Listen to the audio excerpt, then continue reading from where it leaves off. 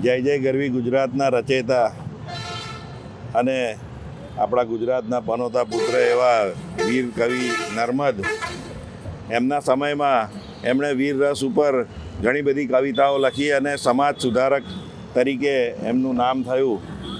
એમના સમયમાં એમણે જનજાગૃતિ અને હિન્દીને રાષ્ટ્રભાષા બનાવવા માટેનું અભિયાન એમણે સૌપ્રથમ ઉપાડ્યું. એવા વીર આપણા કવિ, એમની આજે જન્મજયંતિ છે.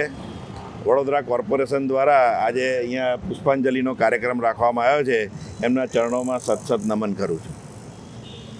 જ્યારે દેશ ગુલામ હતો ત્યારનો રાષ્ટ્રપ્રેમી કવિ કહેવાય. લોકોમાં શૌર્ય ભરવું, ડગલું ભર્યું તો ના હટવું, ના હટવું,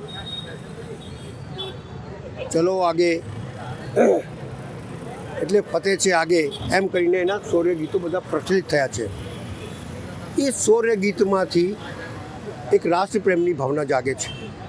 અને રાષ્ટ્રપ્રેમ એટલે એને કહેવાય કે એ જમાનાની અંદર જ્યારે કોઈ બોલતું નહોતું ત્યારે કવિ બનીને, ગદ્ય બનીને, બધા અનેક એના જે વિચારો હતા એ મૂકીને અંગ્રેજોની સાથે બાત ભીડવી, લોકોને જાગૃત કરવા, શૌર્ય ગીતથી લોકોના મનની અંદર લડવાની તાકાત આવે, એ તમામ બાબતો. અને રાષ્ટ્રપ્રેમ એટલા માટે કહેવાય કે એમને એ જમાનામાં ત્યારે કીધેલું કે રાષ્ટ્ર ભાષા એ હિન્દી હોવી જોઈએ, એ કહેનારો પહેલો વ્યક્તિ હતો.